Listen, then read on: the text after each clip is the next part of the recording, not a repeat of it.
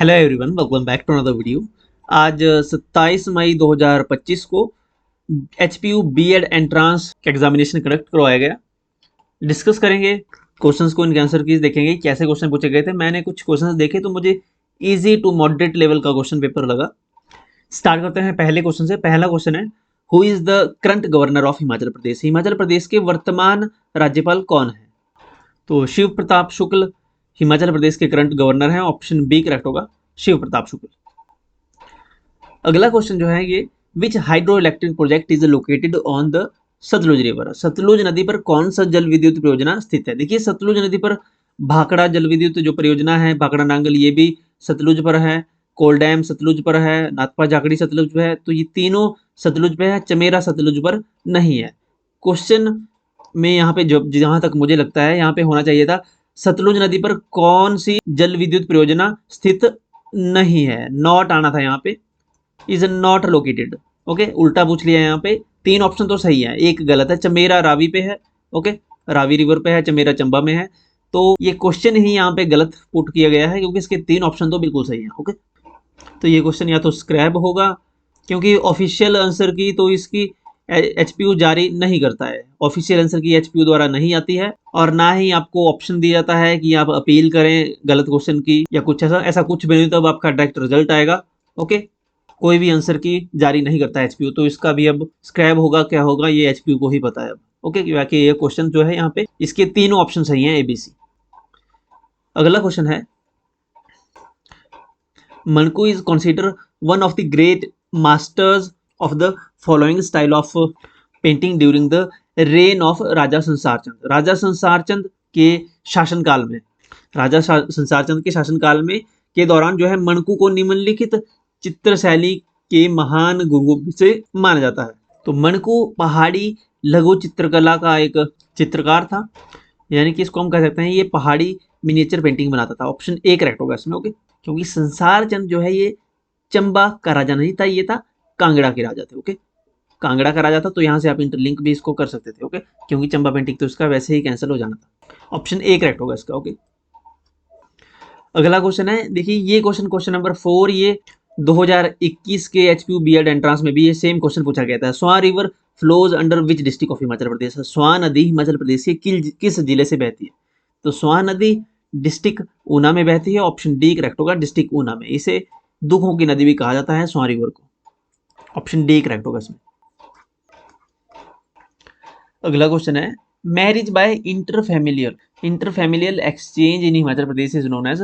हिमाचल प्रदेश में अंतर पारिवारिक विनिमय द्वारा विवाह जाना जाता है, जिसमें एक परिवार से एक को लड़की दी जाती है, दूसरे परिवार से दूसरे को, यानी एक्सचेंज होता है। ओके, तो ये बट्टा सट्टा कहलाता है। ओके, बट्टा सट्टा। ऑप्शन ए करेक्ट होगा। अगला क्वेश्चन है, Kalatop wild life sanctuary is located in which district of Himachal Pradesh? Kalatop wild life sanctuary किस जो वन्य जीव अभयारण्य है ये किस जिले में है? कालाटोप वन्य जीव अभयारण्य ये चंबा में है। ऑप्शन सी करेक्ट होगा। ये हमने कई बार अपनी वीडियोस में डिस्कस किया हुआ है ऑलरेडी। ये अप्रॉक्स 30 स्क्वायर किलोमीटर के एरिया में फैला हुआ है। Kalatop wild life sanctuary Chamba में है। अगला क्वेश्चन है, वर्ष 2011 की जनगणना के अनुसार हिमाचल प्रदेश में बिना बसे कितने गांव हैं? Uninhabited villages in Himachal Pradesh as per census 2011। तो टोटल 2808 विलेजेस ऐसे हैं जो अनइनहेबिटेड हैं। ऑप्शन डी करेक्ट होगा, बिना बसे हुए गांव। Option D. अगला क्वेश्चन है question number 8, the leader of the Dhami movement in Himachal Pradesh was? Dhami movement जो हुआ था उसके लीडर कौन थे?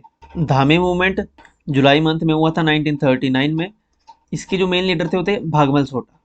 ऑप्शन बी करेक्ट होगा, भागमल सोटा। अगला क्वेश्चन है, राजा Bhuri Singh was the ruler of which princely state? कई बार हमने अपनी वीडियोस में डिस्कस किया हुआ है, अगर आपने वीडियोस देखी होंगी तो आपका क्वेश्चन ये बिल्कुल सही होगा। भूरी सिंह, इनके नाम पे म्यूजियम भी है, संग्रहालय भी है चंबा में। ऑप्शन बी करेक्ट होगा। ओके, 20वीं शताब्दी की शुरुआत में ये भूरी सिंह चंबा के शासक थे। ऑप्शन बी करेक्ट होगा, चंबा, भूरी सिंह। अगला क्वेश्चन है, Yamuna river forms the boundary of Himachal Pradesh with which Indian state? Yamuna नदी हिमाचल प्रदेश की सीमा किस भारतीय राज्य के साथ बनाती है? जो यमुना नदी है ये डिस्ट्रिक्ट सिरमौर में बहती है और ये बाउंड्री बनाती है उत्तराखंड से। ओके, उत्तराखंड से ये बाउंड्री फॉर्म करती है। ऑप्शन ए करेक्ट होगा, यूके। नेक्स्ट क्वेश्चन है, which is the highest peak in Himachal Pradesh? Highest peak Himachal Pradesh में कौन सा है? देखिए, सबसे ऊंचा है शिला पीक। शिला पीक 7025 मीटर एल्टीट्यूड पे। दूसरे नंबर पे है लियोपार्जिल या लियोपुरगिल। लियोपुरगिल 6791 मीटर की हाइट पे, दोनों किन्नौर में है। तो इसमें ऑप्शन ए करेक्ट होगा, शिला पीक। पेपर काफी इजी पूछा गया था आपसे, क्वेश्चन काफी इजी थे जीके के। नेक्स्ट क्वेश्चन है, where is Indian Institute of Technology IIT in Himachal Pradesh located? IIT कहाँ है? आईआईटी मंडी में है, एकमात्र आईआईटी है हिमाचल प्रदेश में। नेक्स्ट क्वेश्चन है, where is Indian Institute of Fashion Technology, जिसे निफ्ट कहते हैं, NIFT, National Institute of Fashion Technology, located in Himachal Pradesh? National Institute of Fashion Technology Kangra में है। देखिए, ये क्वेश्चन और इस पिछले वाला आईआईटी वाला क्वेश्चन और भी जितने भी मेजर इंस्टीट्यूट्स हैं हिमाचल प्रदेश में, ये हमने एक शॉर्ट वीडियो में सारे अपलोड किए हुए हैं।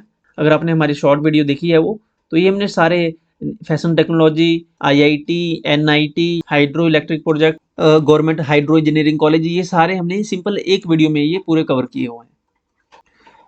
अगला क्वेश्चन है, when was Himachal Pradesh formed as UT? Union territory Himachal Pradesh कब बना? हिमाचल प्रदेश बना था यूनियन टेरिटरी 1956 में, 1 नवंबर 1956 को। ऑप्शन ए करेक्ट होगा, 1 नवंबर 1956 को हिमाचल प्रदेश यूनियन टेरिटरी बना था। इससे पहले 1954 को डिस्ट्रिक्ट बिलासपुर को मर्ज किया गया था। ओके, हिमाचल प्रदेश में डिस्ट्रिक्ट बिलासपुर को मर्ज किया गया था। 2 साल बाद 1956 में हिमाचल प्रदेश को यूनियन टेरिटरी बना दिया गया। अगला क्वेश्चन है, हिमाचल प्रदेश विश्वविद्यालय शिमला के पहले कुलपति कौन थे? Who was the first vice chancellor of Himachal Pradesh university? Professor are के सिंह। इनका टेन्योर था 1970 से 1974 तक। ये पहले वाइस चांसलर थे हिमाचल प्रदेश यूनिवर्सिटी के, आर के सिंह। अगला क्वेश्चन है, संयुक्त राष्ट्र संगठन यूएनओ का मुख्यालय कहाँ स्थित है? यूएनओ, यूनाइटेड नेशन ऑर्गेनाइजेशन, इसका जो हेडक्वार्टर है वो है न्यूयॉर्क में। ऑप्शन सी करेक्ट होगा, न्यूयॉर्क में है यूएनओ का हेडक्वार्टर, न्यूयॉर्क सिटी, यूएसए। अगला क्वेश्चन है, नोबेल पुरस्कार किस तारीख को दिया जाता है? On which date the Nobel prize is awarded? Every year on 10th December, दिसंबर 10 को नोबेल प्राइज दिए जाते हैं। ऑप्शन डी करेक्ट होगा, अल्फ्रेड नोबेल की डेथ एनिवर्सरी पे। Option D. अगला क्वेश्चन है, which city is known as silicon valley of India? Silicon valley of India किस सिटी को कहा जाता है? बेंगलुरु को कहा जाता है silicon valley of India. Bengaluru कहाँ है? बेंगलुरु है कर्नाटका में। अगला क्वेश्चन है, which Indian state does not have an international border? Sikkim का बॉर्डर तिब्बत से लगता है, पंजाब का बॉर्डर पाकिस्तान से लगता है, असम का बॉर्डर लगता है भूटान से, भूटान और बांग्लादेश से, 2 कंट्री से असम का बॉर्डर लगता है। लेकिन हरियाणा का बॉर्डर किसी भी अन्य देश से नहीं लगता है, इंटरनेशनल इसकी बाउंड्री नहीं है हरियाणा की। तो ऑप्शन सी करेक्ट होगा इसमें, हरियाणा। अगला क्वेश्चन है, which is the highest civilian award in India? Bharat का सर्वोच्च नागरिक पुरस्कार कौन सा है? देखिए, भारत रत्न, भारत रत्न भारत का सर्वोच्च नागरिक सिविलियन अवार्ड है, नागरिक पुरस्कार है। भारत रत्न की शुरुआत की गई थी 1954 को, 1954 में भारत रत्न की शुरुआत की गई थी।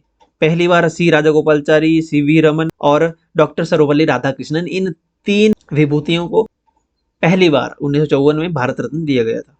2024 में लास्ट ईयर दिया गया था लालकृष्ण आडवाणी को। ओके, अगला क्वेश्चन है, देखिए इजी क्वेश्चन है ये, which Indian scientist won the Nobel prize in physics in 1930? 1930 में भारतीय वैज्ञानिक ने भौतिकी का नोबेल पुरस्कार जीता। किसने जीता था? तो ये थे सीवी रमन, रमन इफेक्ट के लिए। ओके, रमन इफेक्ट के लिए ने सीवी रमन को फिजिक्स में नोबेल प्राइज दिया गया था 1930s में। ओके, देखिए सीवी रमन जो थे, ये इन्होंने रमन इफेक्ट की डिस्कवरी की थी 28 फरवरी 28 ऑफ फेब 1928 को। 28 फरवरी 1928 को इन्होंने रमन इफेक्ट, रमन प्रभाव की खोज की थी, डिस्कवरी की थी। जिसके बाद 28 फरवरी को हर वर्ष नेशनल साइंस डे मनाया जाता है। नेशनल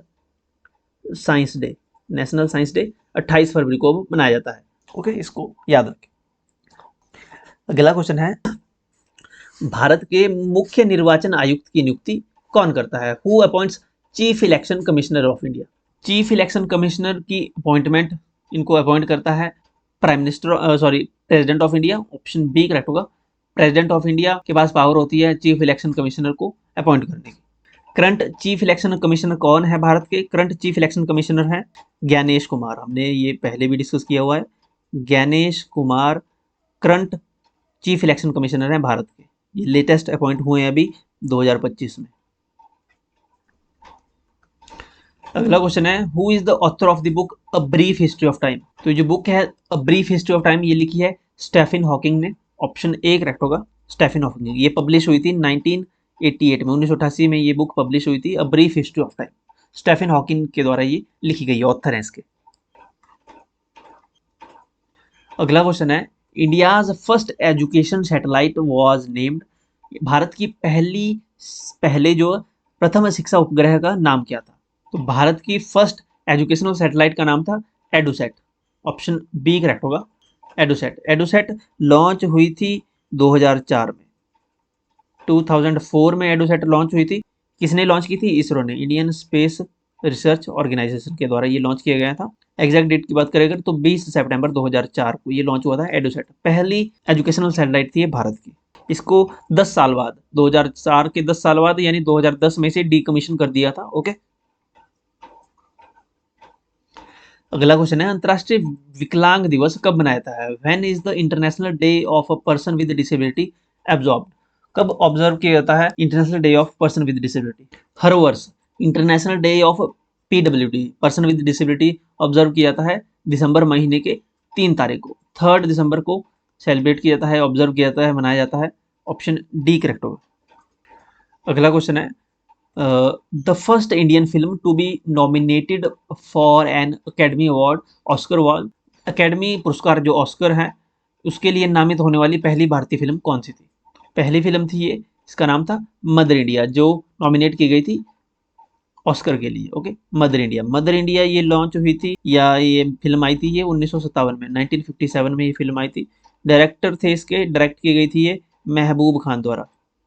महबूब खान द्वारा ये डायरेक्ट की गई थी। Okay, mother India. अगला क्वेश्चन है which state in India has the highest population density. Bharat का सबसे अधिक जनसंख्या घनत्व वाला राज्य कौन सा है? ये तो सभी को पता है कि यूपी मोस्ट पॉपुलेटेड स्टेट है। ऑप्शन ए करेक्ट होगा, यूपी, उत्तर प्रदेश।